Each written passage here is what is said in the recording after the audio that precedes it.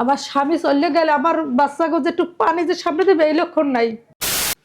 আসসালামু আলাইকুম সুপ্রিয় দর্শক শ্রোতা। আমার পাশে একজন ভাই আর একজন বোন আছেন। ওনারা গ্রাম থেকে ঢাকায় আসছেন। আমাদের সমাজে অনেক মানুষ আছে এক বেলাও খাইতে পারে না। বহু মানুষ আছে চিকিৎসার অভাবে খুব কষ্টে জীবনযাপন করে।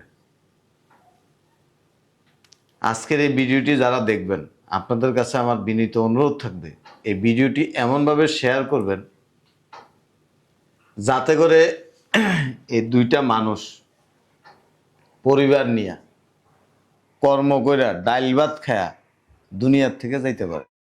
তো আমাদের সমাজে অনেক পয়সাওয়ালা মানুষও আছে। একটা কথা আছে যে নিজে বাঁচলে বাপের নাম। আমরা নিজেকে নিয়েই কিন্তু চিন্তা করি, আরেকজন খাইলো কি বাঁচলো সেটা দেখার প্রয়োজন মনে করি না। এই যে পাশে যে ভাইটাকে দেখতে পাচ্ছেন, ওনার খুবই মারাত্মক সমস্যা। ওনার হচ্ছে যে রক্তনালী এইটা নষ্ট হয়ে গেছে, আর ওনার বাল্ব নষ্ট হয়ে গেছে। এই দুইটা এমন একটা গুরুত্বপূর্ণ জিনিস, যদি নষ্ট হয়ে যায় ওই মানুষের আর বাঁচার কোনো সুযোগ থাকে না। তা আমরা ওনাদের কাছ থেকে বিস্তারিত শুনবো। আসসালামু আলাইকুম। আপনার কোথা থেকে আসছেন? আমরা বরিশাল থেকে আসছি। বরিশাল থেকে আসছেন। জি, এখন ওনার সমস্যা কি একটু বলেন। ওনার সমস্যা বলতে আমাকে দুজনেরই সমস্যা। আর বরিশাল ঢাকায় প্রথম আমার সমস্যা আমার ওই প্রস্রাবের নাল শুকিয়ে যাইয়া কিডনিতে পানি জমছে। তাই হওয়ার পর আমি ঢাকায় আসছি নিয়ে। ঢাকায় আসার পর ওনারা বলছে যে আপনার অপারেশনে আপনার 1.5 লাখ টাকা লাগবে। পরে আমরা গরিব মানুষ, আমি টাকা গুছাতে পারি না, এই নিয়ে খুবই চিন্তিত আছি, খুব একটা সমস্যার ভিতরে আছি। আমার 3টা ছেলে মেয়ে আছে ছোটো ছোটো। তাই এই চিন্তা নিয়ে আমরা সবাই আর কি ঘরের ভিতরে অনেক আছি। তারপর ইতির মধ্যে আমার স্বামী দিন মজুরি কাজ করে, ধরেন একদিন কাজ করলে আর একদিন খাই, এই অবস্থায় ডেলি দিনের কাজ দিনেই করে রে আমাকে সংসার পরিচালনা করা লাগে। তারপর এই স্বামী আমার এই টানছে খেচ্ছে, ঢাকায় নিয়ে আসছি করছে। ইতির মধ্যে স্বামী সুস্থ আসলেই হ্যাঁ সংসারে কামাই করার উনি, তাছাড়া আমার কোনো ভার বহন করার কেউই নেই। পরে ছেলে মেয়ে 3টে লইয়ে সংসার কোনো রকম চলতে আসি। পরে ইতির মধ্যে উনি অসুস্থ হয়ে পড়ছে। উনি বলছে কি আমার বুকে ব্যথা, খুব বুকে ব্যথা বলার পর আমি বলছি তাই তোমার নিয়ে আমি একটু ওই যে আমি যে কয় টাকা আমি নিজের অপারেশনের জন্য গুছাইছি ওই টাকা নিয়ে আর কি ওনার নিয়ে আর কি আমি বরিশালে চলে আসি। তাই বরিশালে ডাক্তার বলছে কি যে ওনার একটা বাল্ব নষ্ট হয়ে গেছে, হাতের ডানগুলো একটা বাল্ব নষ্ট হয়ে গেছে। পরে আমি ওই জায়গায় 2 টাকা দিয়ে চিকিৎসা করে মাত্র আমার হাতে 3,000 টাকা ছিল। 3,000 টাকা দিয়ে আমি ঢাকা রওনা দিছি। ঢাকা রওনা দেওয়ার পর ঢাকা বলছে যে ওনার বাল্ব নষ্ট হয়ে গেছে এবং রক্তের নালিও নষ্ট হয়ে গেছে। পরে আমি তো এই অসুস্থ, আমি তো এই কোমর লড়াইতে পারতে আছি না, কোমরে খুবই জ্বালা যন্ত্রণা, রাতে ঘুমাইতে পারি না, এলে খুবই আর কি কষ্টের ভিতরে আছি। কিন্তু আমার স্বামীর নিয়ে আমি সাঁতার কাটতে আছি এই অবস্থায় নিয়ে, কিন্তু একজন ধরবে এইরকমের নাই। পরে এখন ডাক্তারে বলছে যে ওনার ওনার ওই বাইরে করালে ওনার 12 লাখ টাকা লাগবে, আর মেডিকেলের ভিতরে করালে ও টাকা লাগবে অনেক। কিন্তু 12 লাখ টাকা আমি এই মুহূর্তে আমি কোথা দিয়ে আমি গুছাবো। পরে আর নিজের সমস্যার কথা বাদ দিয়ে আর নিজেই ওলট প্লট খাইতেছে, গৈরেতেছে, কামতেছে, আর স্বামীর চিকিৎসা করছি।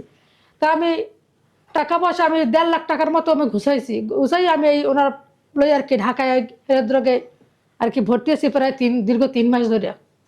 অপারেশনের ডেট 3টে ক্যান্সেল হয়ে গেছে, কিন্তু অপারেশন আমি টাকার অভাবে আমি করাইতে পারতেছি না।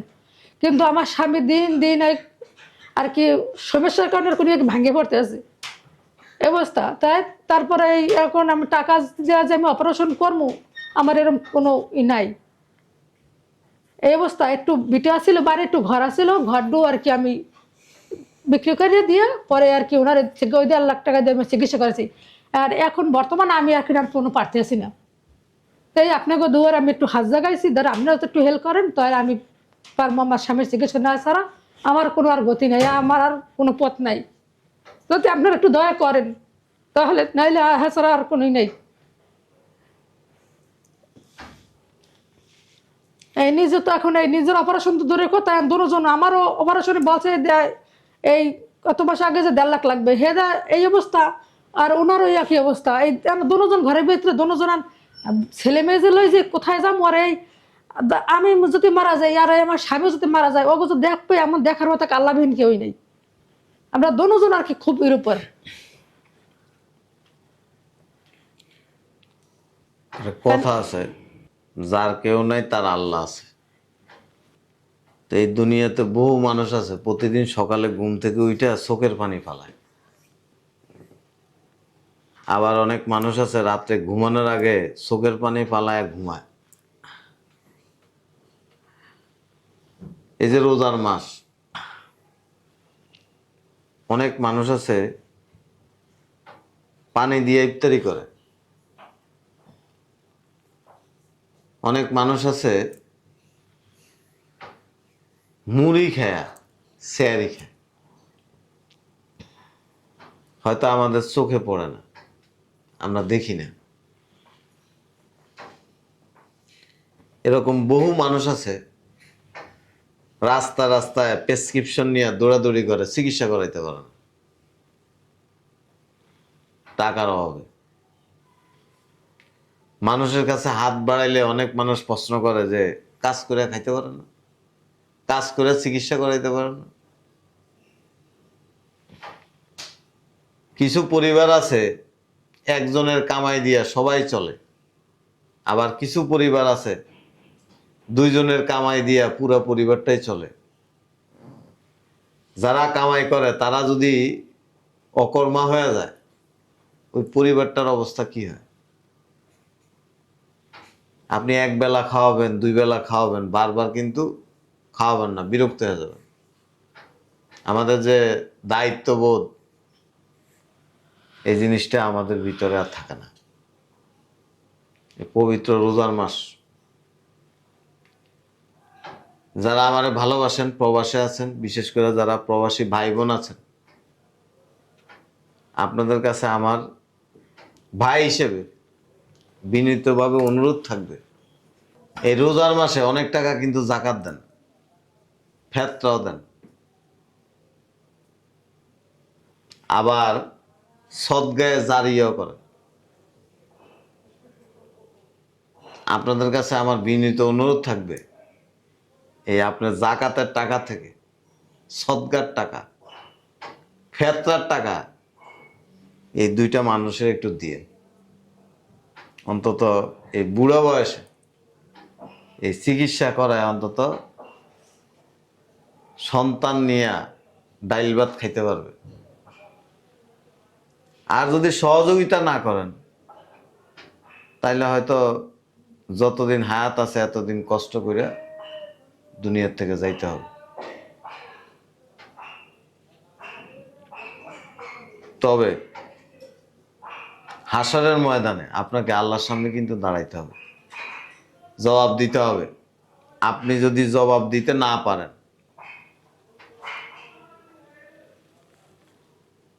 আপনার কোনো উপায় থাকবে না।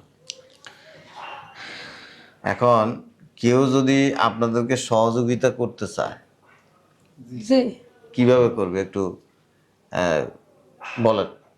বিকাশ নাম্বার আছে? হ্যাঁ আছে। জি বলেন। বলো। 01715924929। আবার বলেন। 01715924929। আচ্ছা, এটা হচ্ছে বিকাশ নাম্বার। ওনার নাম্বারগুলি আমি স্ক্রিনে দিয়ে দিব, আপনারা ওনার সাথে যোগাযোগ করে যতটুকু পারেন ওনাদেরকে সহযোগিতা করবেন। আর কিছু বলবেন? হ্যাঁ বলবে। বলবো আমার এই একটা অনুরোধ, ধরেন আমার এই বাচ্চা কয়টা যাই যদি দাঁড়াইবে, এরকম কোনো ছায়া নাই যে দাঁড়াইবে। কেউ চোর আমার সামনে যে একটু দাঁড়ায়। আপনারা দয়া করে ধরেন আমার একটু আপনারা বাঁচান, আর কোনো কিছু চাই না। আমি হাত পাও ধরি, আমি একটু বলি আপনারা আমার ঘরে আমার একটু বাঁচান। আমার ছেলে সন্তান, আমার স্ত্রী দিন দাঁড়াইবে, এরকম কোনো ছায়া নাই। আমি আর কোনো কিছু আমার বলার কিছু নাই। বলেন, কিছু বললে বলেন। বলি ধরেন আমার এই সোমবারের মধ্যে আমার 3টে বাচ্চা, আর এই আমার স্বামী।